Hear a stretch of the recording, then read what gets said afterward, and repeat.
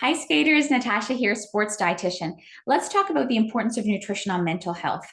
So, when it comes to mental health, there are a lot of nutritional implications that we need to keep in mind. First off, we want to make sure that we are eating at proper timing and the proper balance to make sure that we do not go low on blood sugars, which is what we call hypoglycemia. Now, you might have heard the term associated to diabetes. This doesn't have to do with diabetes as much, but we're talking about blood sugar crashes that can make you hangry, make you irritable, make you upset because your body does not have the fuel it needs to actually process what's going on. So our body needs carbohydrate, or our brain needs carbohydrate to properly process.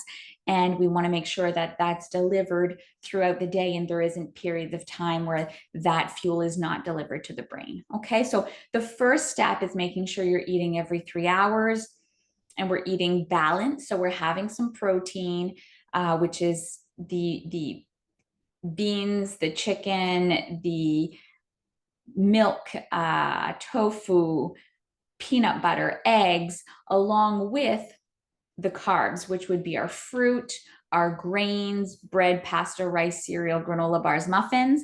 And the combination of the two, when we're having our balanced plate, would enable us to actually have energy that lasts a long time and that doesn't give crashes. It's important to make sure that those grains are often whole grains. So we're talking about whole grain bread, we're talking about oatmeal, we're talking about quinoa, whole wheat pasta or brown rice pasta, because the fiber slows down digestion to again help with that energy stability in the brain as well. Now, it's important to also eat enough calories. So, as skaters, if you are not eating enough calories for what you put out, if you're not eating enough food for what your body needs in terms of growth, sports development, and learning and development at school, the brain can go, or the body can go on this power saving mode that can increase risk for depression, anxiety, and mental health issues relating from that lack of fuel or lack of fuel ability or accessibility. Now, when it comes to cooking, it's difficult sometimes when you're a high performance athlete, when you're an athlete that has a very busy schedule in general. You've got school, you've got family time, you've got friends, you've got your skating and your off ice work, and you may have other engagements as well. And so taking the time to make the meals or prepare the food is going to be very important. You may set a timer to help you prepare snacks for the next day. Maybe you'll cook in bulk. I want you to go back and look at the videos that have been developed, quick and easy videos of meals that can be made in 5 minutes, meal snacks, whenever you want to have them. These are balanced, these are quick and easy, and this will take that time crunch stress away.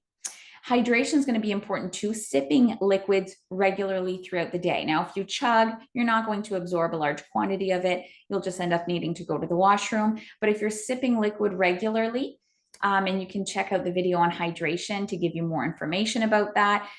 This will help tremendously, okay? So this can help with mood, energy levels, concentration. We want to be properly hydrated. So first morning urine, pale like lemonade. If it's dark like apple juice, you may not have consumed enough liquid yesterday. It may also be an issue with sodium consumption, not having enough carbs for absorption. So there's a lot of different aspects there, but these are all aspects we want to consider. Now, if your urine is highlighter yellow, you may be taking in a lot of B or C vitamin supplements, and then we can't use urine tint as an indicator as much. Vitamin D has been associated to mental health as well. So we want to make sure, as I've mentioned before, that you're taking a vitamin D supplement daily with a meal containing fat. So maybe with peanut butter at a meal, or with avocado, maybe you're having it with egg yolk.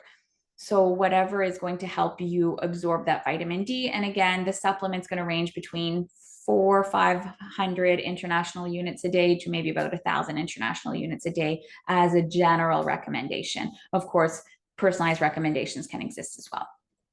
Omega-3 supplementation can help reduce the risk of mental health issues depression, anxiety, and such. And it also, there has been studies showing links with ADHD benefits as well. So if you are consuming it from food, we'll always say real food first, fatty fish, salmon, trout, mackerel, sardines. You can get some EPA, DHA, omega-3s from there. But if you're not having that fish 2 to 3 times a week, then you may want to supplement with a supplement that does have a good amount of EPA, DHA, omega-3. We're looking at prepubescent, so before puberty, about in the 500s EPA DHA combo to about 1200 EPA DHA to 1500 even. And if you're healing from a concussion, then recommendations may be a little bit different. They may be a little bit higher, but omega-3 definitely does help, as per the literature, the science, with mental health. Now, we want to be careful with caffeine consumption. If you're depending on caffeine, you've got to ask yourself, why am I depending on caffeine? Do I have imbalances elsewhere? Do I have deficiencies? Should I get some blood work done? The caffeine crash that comes about 4 to 6 hours after you've had caffeine, when it leaves your body, can play a role on mental health. And obviously, if you're taking it too late in the evening, it might affect your sleep as well. So we want to be careful there, because sleep is very, very important for mental health. Finally, we want to make sure that you are eating with others as opposed to in front of a screen. Studies show that meals with other people, as you would do, eating at school with friends, but eating and talking and sharing your day has been linked to better mental health outcomes in the adolescent population, especially, and the children that it's been studied on. So we want to make sure that we are having those meals with other individuals as opposed to just sitting in front of a screen. So I hope this helps. Remember, nutrition is a science, not an opinion. And remember that if you do have any issues with mental health, you can always reach out to your coaches, to your healthcare professionals, to your parents as well. And I wish you a fantastic day.